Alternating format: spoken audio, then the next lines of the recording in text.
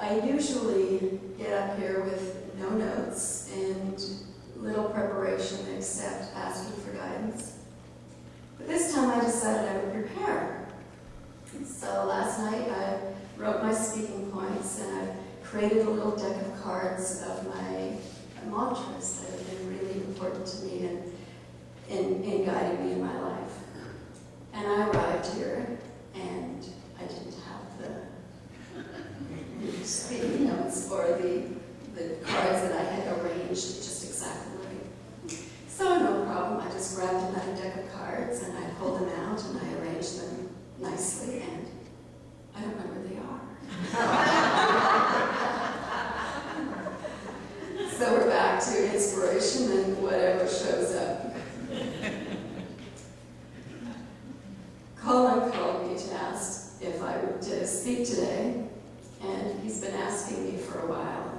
Things haven't worked out, so I was ready to say yes, and then he said, the topic is remembering the future. Whoa, that seems rather esoteric.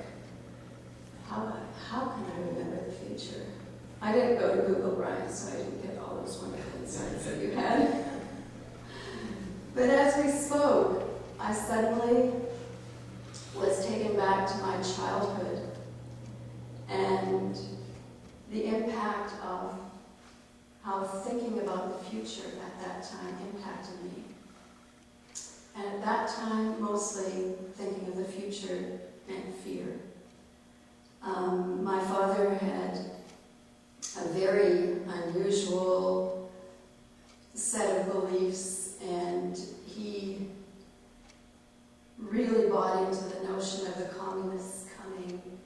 And because we were evangelical Christians, the vision I have of my childhood is being terrified that I would be lined up on my knees with a gun to my head and having to choose to deny my Christianity and go to hell, or embrace my Christianity and be shot. So that wasn't really a pleasant future for a small child. But that disappeared over time. And then most of the fear of the future was just the fear of dying and going to hell, so that was a bit easier. There was no fear of getting shot anymore. But eventually I moved into a different philosophy of life that I sort of gradually let go of the fears of Christianity. And I'll just say here that I honor everybody for whom Christianity works and makes their life what they want it to be. I honor everybody's beliefs, whatever it is that makes their lives work. So this isn't to negate the benefits of Christianity. It was just how I was experiencing in my life as focused on the fear of if you don't get it right, you'll go to hell. So even long after I thought I had let go of Christianity, I would still go into panic mode if my husband turned on the evangelical speakers on the TV in the morning, because I felt like I was being sucked back into that vortex of fear of hell. But eventually that left too. And I went through life with, just normal fears and anxieties and things that show up in daily life, but the future wasn't that compelling to me anymore. And in fact, I wasn't a goal setter. That wasn't part of my life. I just lived my life how it showed up. And that worked for me, that was fine. And then another shift came along.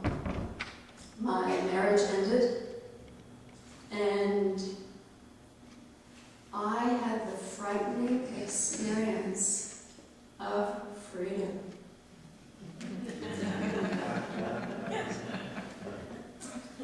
I didn't know how to deal with freedom.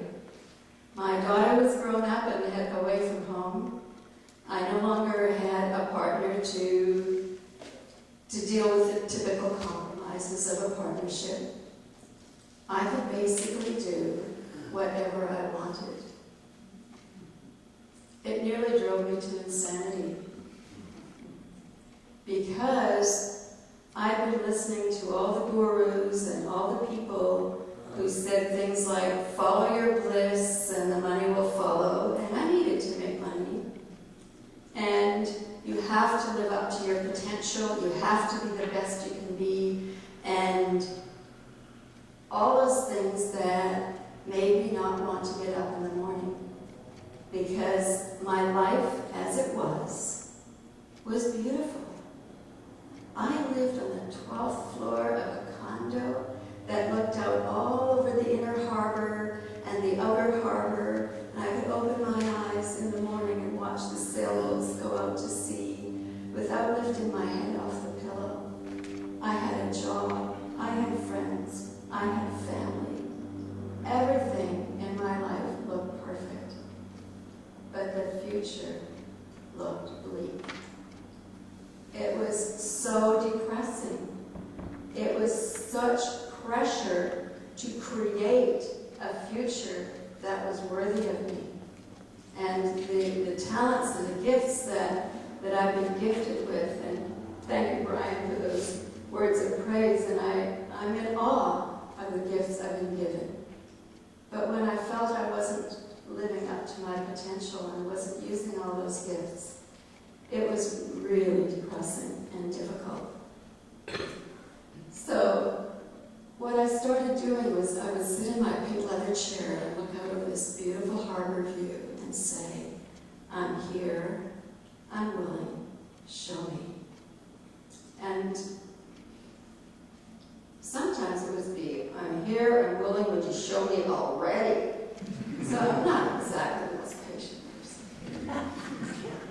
But eventually I got through that whole system and I got my life back on track, and I started reading great books like Marianne Williamson's A Return to Love, and even Conversations with God. Oh wow, it took me a long time to get into that because I didn't want to know anything about a God, and I thought anybody who believed in a God was a sucker.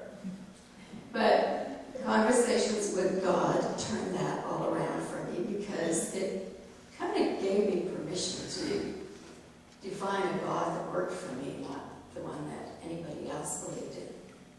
So that was going on really well, and now the future looked great again because I figured it out. I knew how to live my life in peace and fulfillment, and everything was great. I was in this wonderful place.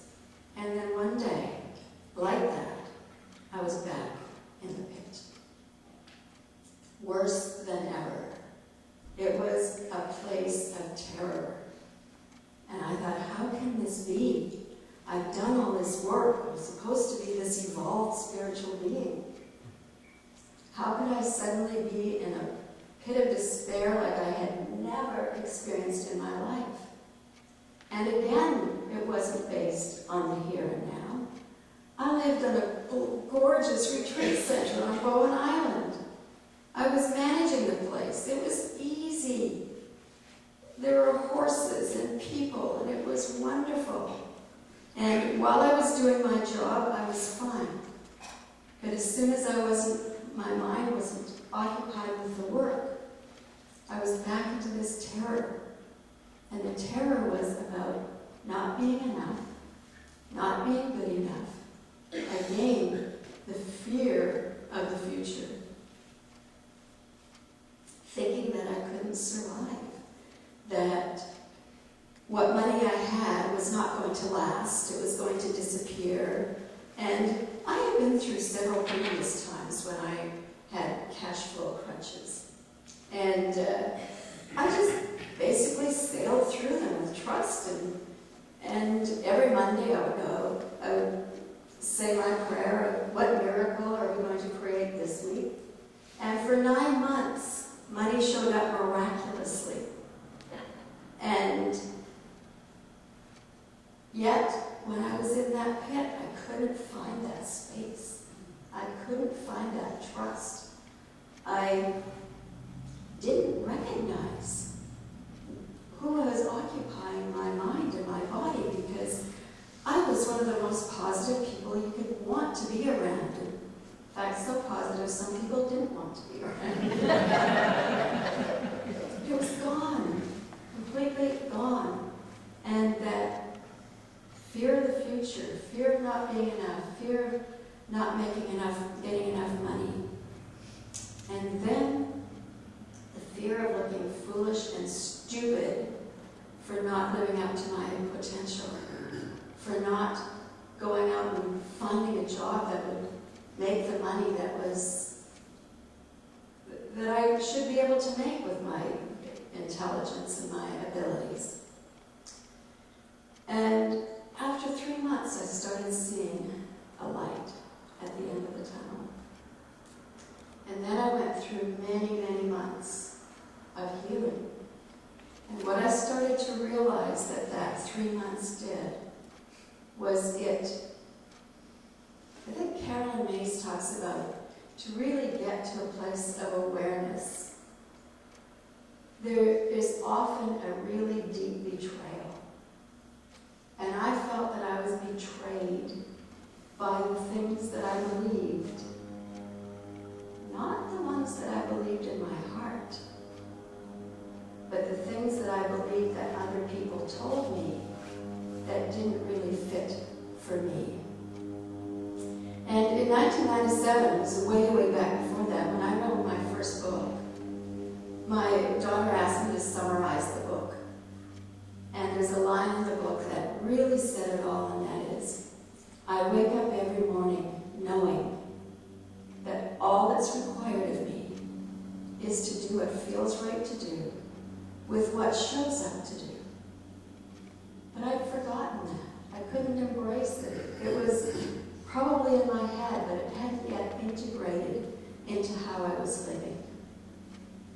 And so as I came out of the deep, dark pit of despair, there were still money concerns, because once again, I was living on miracles. I got an apartment, and the woman didn't do a credit check. I was moving in from out of town. I had no guaranteed source of income, but she rented me the place. And every month I was able to pay the bills. Somehow the money showed up. But in the between time, that fear of not having enough money sometime in the future. Today I had enough, but is there going to be enough tomorrow? And I developed some thought process that allowed me to create a new path of thinking. I kind of equate it to cross-country skiing. If you're used to going in a certain path, it's so easy to go and go and go. But if you want to change course, say you see something over here that's really attractive, you don't want to go in that path again. You have to stop, replant your skis, and go in that direction each time you get to that spot until you've carved a new path in the snow, and then it becomes easy. So one of the things I used was, okay, I have enough money for 10 days, so I can have 10 days when I don't have to worry. Only 10 days from now do I have to really start making an issue that I don't have money. I never got to that point. The money always showed up before I got to that point that I had to worry. So I thought, oh, okay, that's working fine. And then one day I was thinking about all the people with money who have health issues, who have family problems, who are in sadness, who are in despair. And I thought at one point that having money would solve everything. But I realized then that it didn't. And I also realized at that point that money is the easiest problem in the world to solve. Because somebody can give it to you. They can't give you your health. They can't give you a good relationship. They can't give you happiness. But they can give you money. So that took some of the pressure off. And one that was really great for me was, whatever I'm here to do in this life experience, the money will show up for me to have that experience. Because see, up until that time, I was feeling responsible, feeling like I would only have enough money if I got it right, and if I didn't have enough money, I got it wrong. Wait a minute, that just sounds like my Christianity. If I get it right, I'll live in heaven. If I get it wrong, I'll live in hell. Oh, so what's the common denominator here? I have to get it right.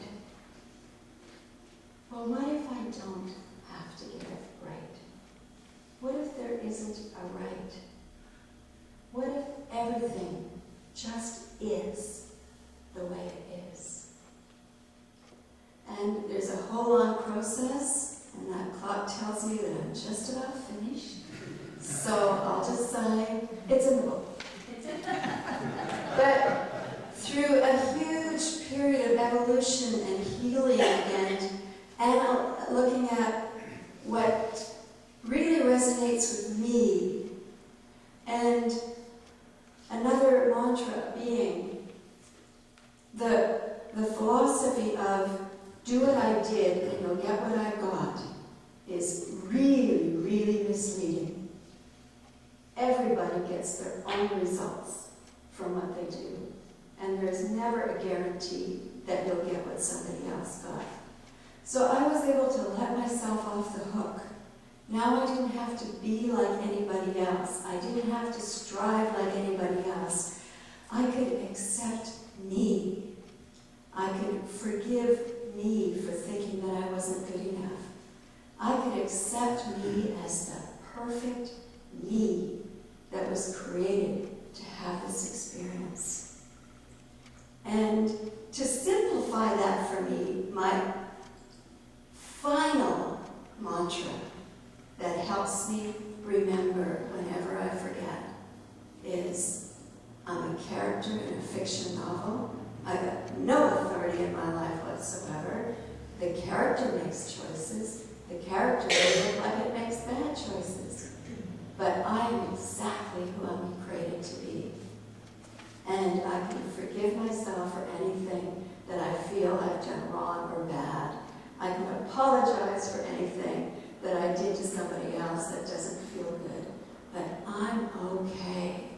I'm here having an amazing human experience, and however I experience it is perfect for me right now. The true sense of forgiveness for me. And what eventually happened is all of my shame and guilt of the past disappeared. They're all just stories. All my fear of the future disappeared.